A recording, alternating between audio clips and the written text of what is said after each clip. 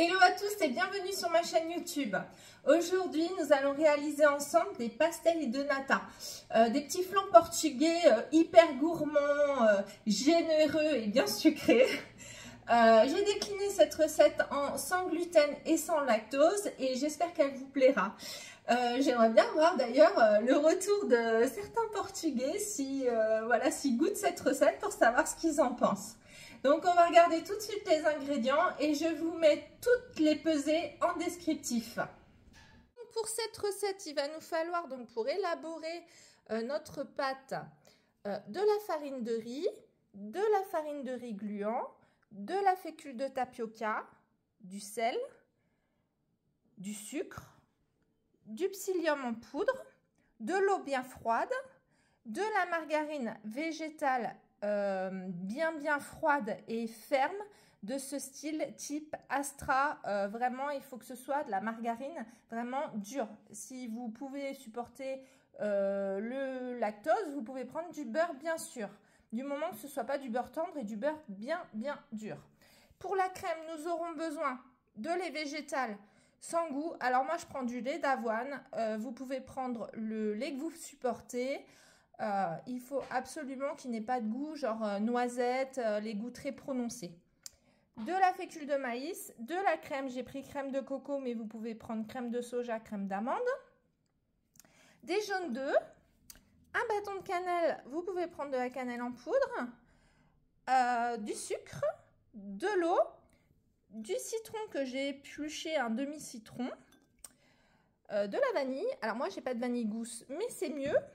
Et donc, pour la cuisson, nous aurons besoin de petits moules comme ceci. Mais si vous n'avez pas, vous pouvez prendre des moules à muffins, il n'y a pas de problème. Si possible, pas des moules en silicone.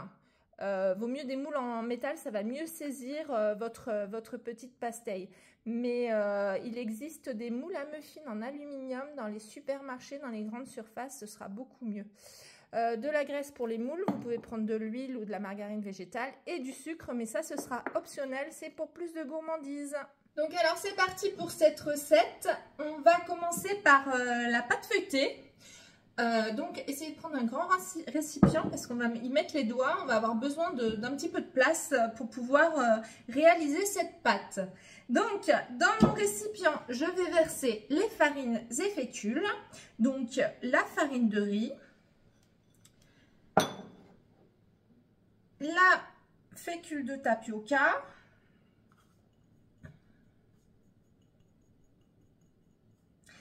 et la farine de riz gluant qui ne peut pas se remplacer.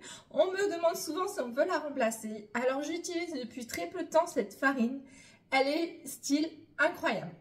Donc, parce qu'elle donne du moelleux et de l'élasticité à la pâte. Du coup, là, ça va nous faciliter les choses pour faire cette pâte feuilletée.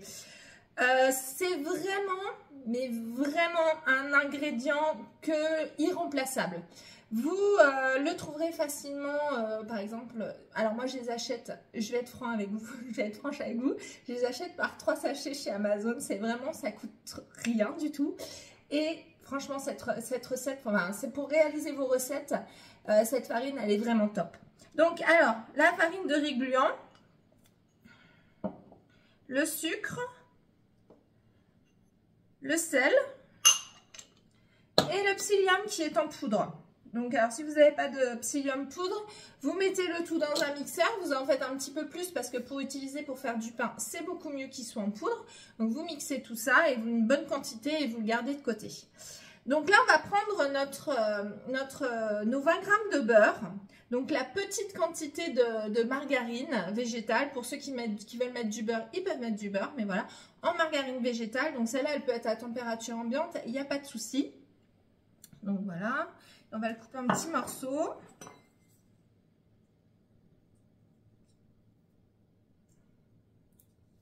Hop.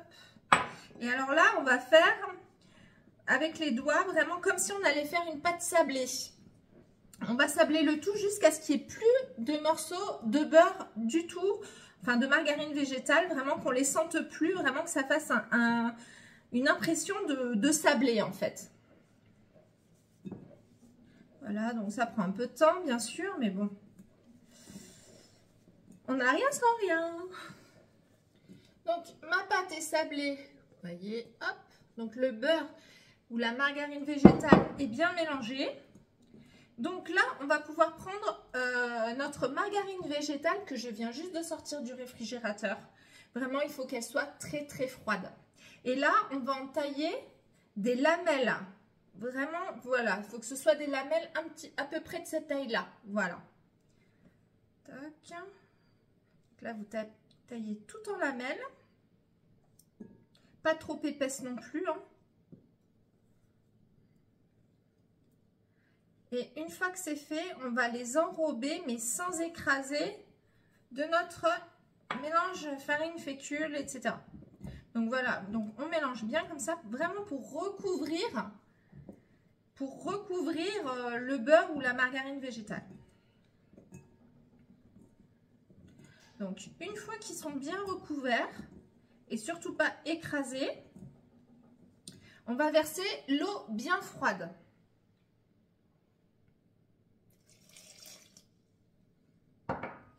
Et là, on va mélanger.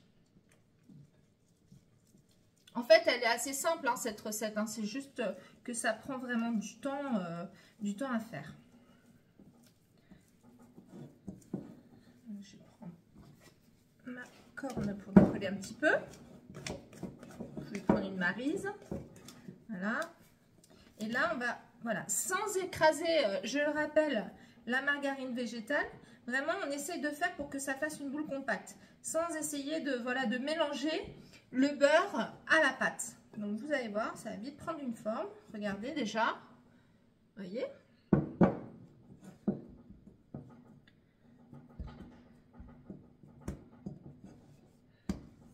Et voilà. Donc là, j'ai ma pâte qui est formée en boule. Donc, on va pouvoir la filmer et la réserver au réfrigérateur pendant une demi-heure. Alors, vous n'avez pas besoin de la laisser dans le récipient, au contraire, ça prendra plus vite le froid. Je vais prendre le film, hop. Et on va pouvoir filmer notre pâte. Tac. Et ça, on réserve 30 minutes au réfrigérateur. Alors, pendant que notre pâte repose au frais, on va réaliser un sirop qui va nous permettre ensuite de faire notre crème. Alors, le temps qu'on fasse notre pâte comme ça, les arômes du citron, de la cannelle et de la vanille vont permettre de se diffuser un peu dans ce sirop et on aura plus de goût. Donc, on prend une casserole, voilà, une simple casserole. Voilà, on y ajoute le sucre qui était prévu donc pour notre crème, l'eau, le bâton de cannelle, ce qui est le mieux. Sinon, vous pouvez mettre un petit peu de cannelle en poudre sans problème. Les écorces de citron. Et un petit peu de vanille. Alors, la gousse de vanille, ce serait mieux. Mais bon, j'en ai pas. Donc, du coup, je mets de la vanille liquide. Voilà. On va mettre chauffer ça. Et on va le porter à ébullition. Donc, on va laisser à ébullition pendant 5 minutes jusqu'à ce que ça fasse un sirop un petit peu épais. Alors, vous voyez, mon petit sirop est en pleine ébullition. Donc là, on va pouvoir l'arrêter, ça fait 5 minutes. Et donc, on va éteindre pour pouvoir laisser se diffuser les arômes de citron et de cannelle le temps qu'on termine notre pâte. Alors, ça fait une demi-heure. Ma pâte a eu le temps de refroidir. Donc, alors, on va donner le premier tour. Donc, on va commencer à l'étaler. Voilà, on farine bien son plan de travail. Donc, on défilme la pâte. Et là, le but, c'est de l'étaler pour lui donner une forme rectangle. Donc, on évite de trop fariner non plus. De toute façon, elle ne colle pas énormément. On farine vraiment légèrement. Il ne faut pas vraiment mettre le paquet de farine sur la pâte. Donc, alors, c'est parti. On va étaler. Voilà, donc le but, c'est essayer d'avoir quand même qu'elle ne se déchire pas, rien du tout. N'allez pas trop vite parce qu'il ne faut pas écraser les morceaux de beurre ou de margarine végétale. Voilà. Vous voyez plein de morceaux de margarine dedans, c'est normal. Donc, on essaie de lui donner une forme un petit peu rectangle, de faire que les bords soient bien réguliers. Voilà. Hop, ça s'étale très bien. Et ça, c'est en partie grâce à la farine de riz gluant qui rend notre pâte quand même assez élastique et qui nous permet de faire que ça ne se déchire pas comme les pâtes sans gluten classiques. Donc voilà, donc là j'ai à peu près 5 mm d'épaisseur de pâte. Donc là je vais la replier comme ça, hop, et voilà, l'une sur l'autre. Là on va refilmer. Alors, vous pouvez prendre l'autre film si vous en avez assez, sinon vous en prenez un autre. Voilà, c'est juste pour pas qu'elle sèche. Et on va la replacer au réfrigérateur pour 20-30 minutes. Voilà, là elle n'a pas trop eu le temps de refroidir pour donner le second tour. Donc là c'est reparti pour le réfrigérateur. Donc 30 minutes à peu près se sont écoulées. Après vous pouvez laisser un peu plus longtemps, hein. Du moment que ça reprend bien le froid, c'est ce qui est important pour pas que la margarine elle fonde. Donc voilà, donc on va la prendre, on va prendre donc cette pâte et on va la mettre cette fois-ci dans l'autre sens et on va l'étaler, donc et on va renouveler l'opération en fait. Voilà, c'est parti. Donc on fait bien attention qu'elle ne se déchire pas. Voilà.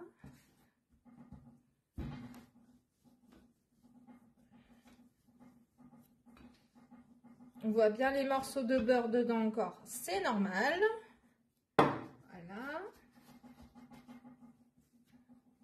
On essaie de faire pour que ça fasse un rectangle assez régulier. On étale comme tout à l'heure. Voilà, et on replie de nouveau.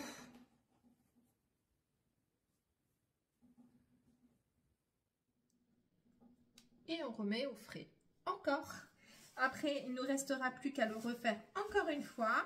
Et ensuite, on pourra faire nos petits disques de pâte. Allez, on va faire le dernier tour. Et ensuite, on pourra lancer notre crème. Donc, alors, là, on va encore l'étaler, mais dans ce sens. Donc, encore dans l'autre sens. C'est parti. Alors, fariner le moins possible. Si c'est possible de ne pas fariner, c'est encore le mieux. Juste le plan de travail, mais pas le dessus. Voilà, donc là, on l'étale bien.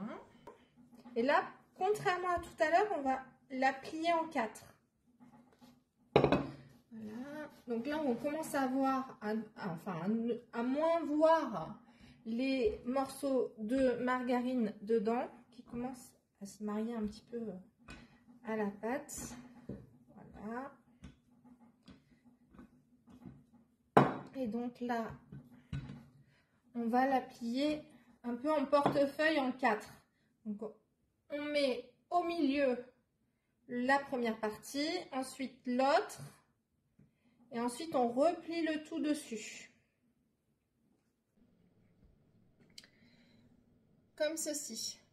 Donc, on va la garder au réfrigérateur le temps de faire notre crème. Ensuite, on va l'étaler pour mettre dans nos petits moules et pour pouvoir les mettre à cuire ensuite. Donc là, on va préchauffer notre four à 250 degrés et on va attaquer notre crème. On se retrouve sur le coin cuisson pour réaliser cette petite crème pour les pastilles de nata.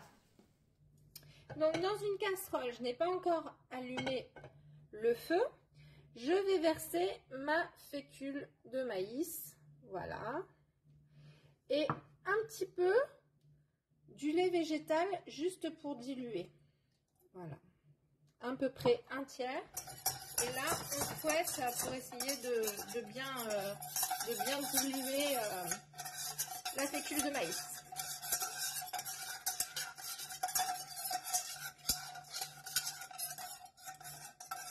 Attention, ça n'est vraiment plus dans le fond.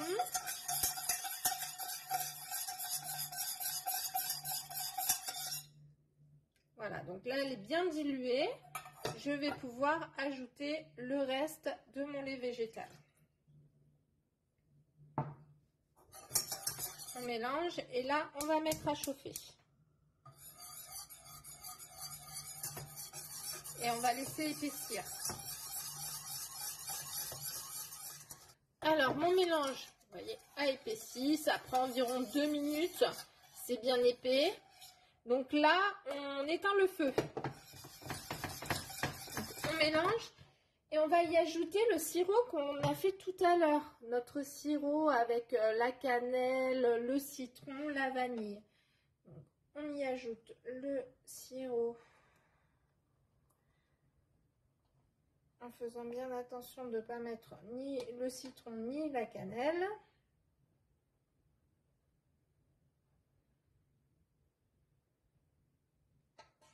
Voilà. Et là, on va mélanger. Alors, mon mélange est bien lisse, bien brillant. Donc là, on a le lait végétal, la fécule de maïs et notre sirop. Et on va y ajouter les jaunes d'œufs.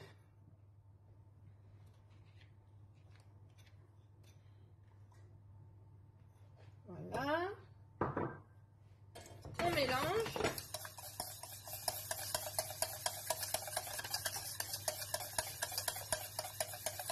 Et on va y ajouter maintenant la crème végétale de coco, d'amande, de soja, comme vous voulez. Hop. Voilà. On mélange jusqu'à avoir un mélange vraiment bien lisse.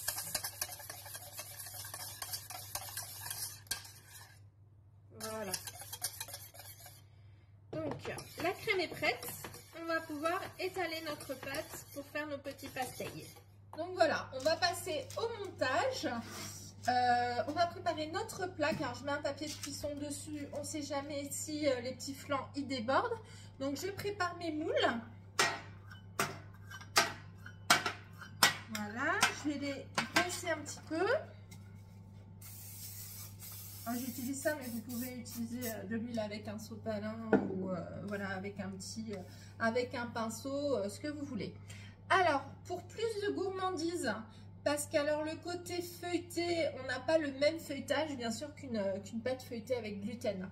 Donc, pour apporter plus de croustillant et de caramélisé, j'ai fait la tentative sur ma dernière recette. J'en avais fait la moitié avec un peu de sucre dans les moules pour caraméliser, vraiment pour avoir une croûte caramélisée sur la pâte feuilletée. Et d'autres non. Alors, les deux étaient délicieux, mais alors vraiment, avec le petit côté caramélisé sur la périphérie de la pâte, c'était vraiment délicieux. Donc voilà, donc c'est comme vous voulez, vous pouvez le faire ou ne pas le faire. Moi, je vais mettre un petit peu de sucre, donc j'en verse dans mes moules, voilà, comme ça. Et j'en mets un petit peu partout, voilà, on retire un peu l'excédent. Voilà, donc mes petits moules sont légèrement sucrés, voilà. On va pouvoir étaler la pâte pour pouvoir le mettre ensuite dans nos moules. Donc, je sors ma pâte et là, on va l'étaler à nouveau.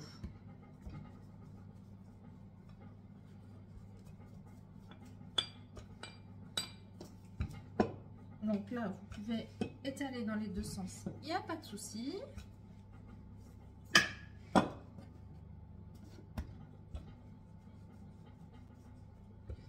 On étale finement notre pâte. Alors, si on a la possibilité d'essayer de garder un rectangle bien régulier, ce serait mieux puisqu'on va, en fait, on va rouler et on va faire des tronçons de pâte. Donc voilà, ma pâte est bien étalée. Vous voyez, elle n'est pas du tout fragile. Elle se tient très très bien. Donc on va en faire un rouleau. Alors moi, elle fait à peu près, on va dire, autour de 30 cm sur 15, à peu près. Voilà. Donc elle est étalée finement. Et là, on va faire, voilà, on va la rouler sur elle-même. Voilà. Donc, on obtient ce cylindre. On va le découper et étaler nos petits disques de pâte. Donc voilà. On étale. Alors, le premier, il n'est pas bien régulier parce que forcément les contours n'étaient pas du tout réguliers.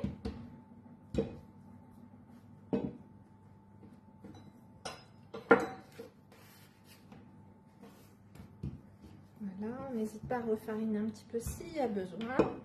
Et maintenant, on va le mettre dans notre moule. en essayant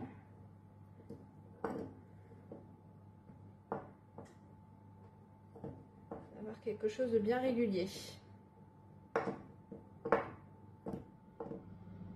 Et voilà. Donc on recommence l'opération. Je vais fariner un petit peu parce que ça colle un petit peu. Donc je vais étaler mon disque.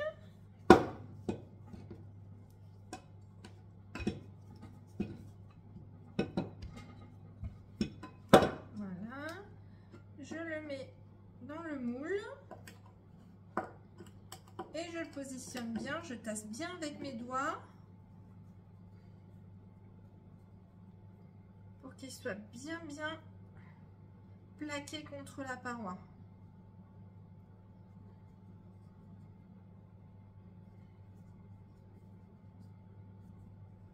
Voilà. On essaye toujours de faire que les bords soient bien réguliers.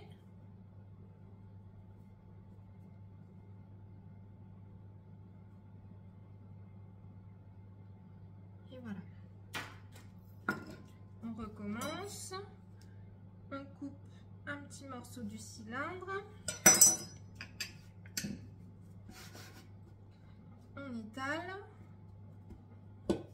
Alors, nos petits moules sont bien garnis, sont bien foncés de notre pâte. On va pouvoir y verser donc la crème. Donc, notre crème bien lisse. Voilà. Donc, allez, c'est parti. On n'a plus qu'à verser dedans. On répartit dans toutes les petits moules. Donc vous faites attention de ne pas trop remplir parce que ça monte un petit peu, ça a tendance à gonfler. Donc là normalement vous avez juste ce qu'il faut pour faire 8 petits pastilles. Vraiment au niveau de la pâte et au niveau de la crème. Donc on répartit pour que ce soit un petit peu égal partout. Donc, ça c'est fait. Et là, on n'a plus qu'à les enfourner jusqu'à ce qu'ils soient bien dorés. Mais vous inquiétez pas, ça caramélise très vite. C'est une quinzaine de minutes. Donc à 250 degrés. Et on se retrouve juste après la cuisson.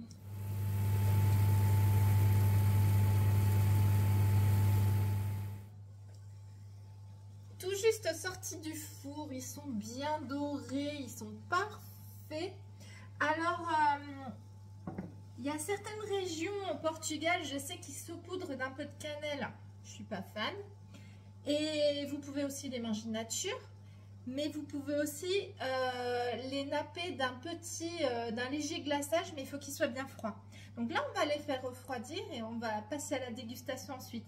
Moi, je vais les recouvrir quand même d'un petit sirop parce que je trouve ça trop top. Donc alors pour 8 pastilles comme ça, 20 g d'eau, 20 g de sucre. On laisse bien bouillir et après on n'aura plus qu'à napper avec un pinceau et on fera ça ensemble tout à l'heure. Donc si vous voulez faire au sirop ou vous pouvez faire nature, il n'y a pas de souci. Donc au sirop, 20 g d'eau, 20 g de sucre et on nappera avec un pinceau tout à l'heure. Mais il faut attendre qu'ils refroidissent bien avant. Alors, mes petits pastilles sont froids. Regardez comme ils sont jolis. Donc, je vais mettre le sirop. Donc, on en met un petit peu vraiment sur le bord. Puis sur la partie flanc. C'est juste vraiment pour que ce soit encore plus gourmand.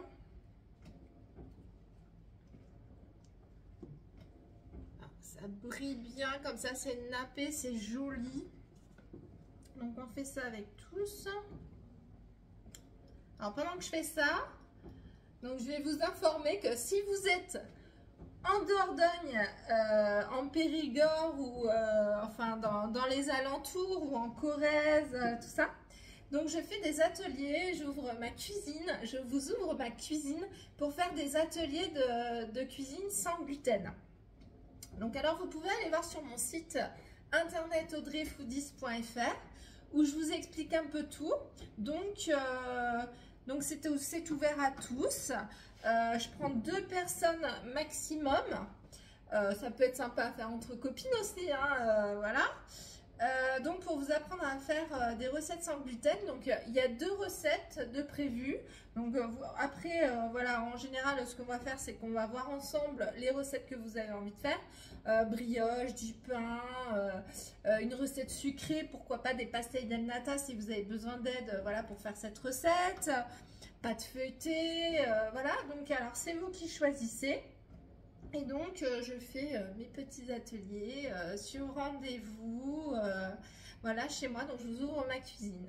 Donc si ça vous intéresse, rendez-vous sur mon site internet audreyfoodist.fr et vous verrez, il y a un petit, dans le menu, il y a un petit encart atelier.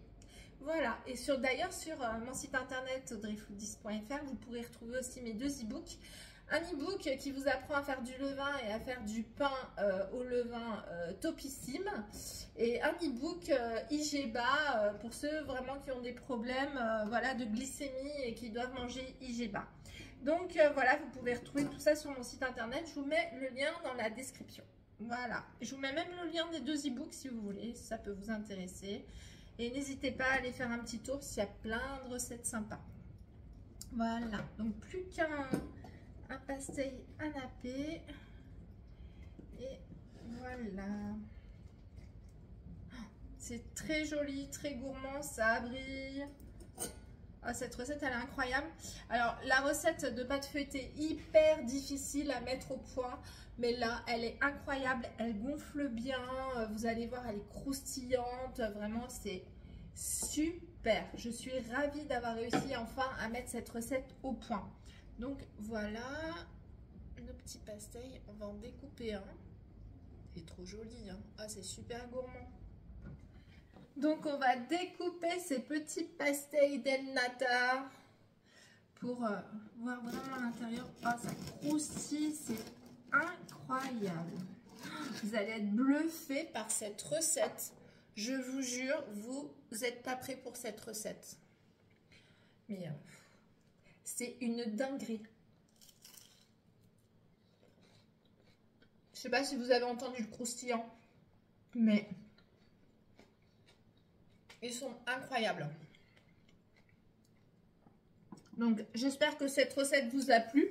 En tout cas, moi, je vais essayer de me limiter pour pas en manger plus parce que vraiment, trop bon. N'hésitez pas à partager en masse. Regardez cette vidéo et faites-la parce que vraiment c'est un régal. J'espère que vous allez me faire vos commentaires et me le dire très vite ce que vous avez pensé de cette vidéo. Moi j'adore cette recette. Je suis contente de refaire des vidéos un peu sur YouTube, ça faisait longtemps. Là c'est la 2e puisque je vous avais posté la semaine dernière la vidéo des nanes. Donc n'hésitez pas non plus à me faire votre retour si vous l'avez faite. Il y en a déjà beaucoup qui l'ont faite, mais elle plaît beaucoup cette vidéo. Voilà, je vous dis à bientôt pour une autre recette, normalement la semaine prochaine. Voilà, à plus!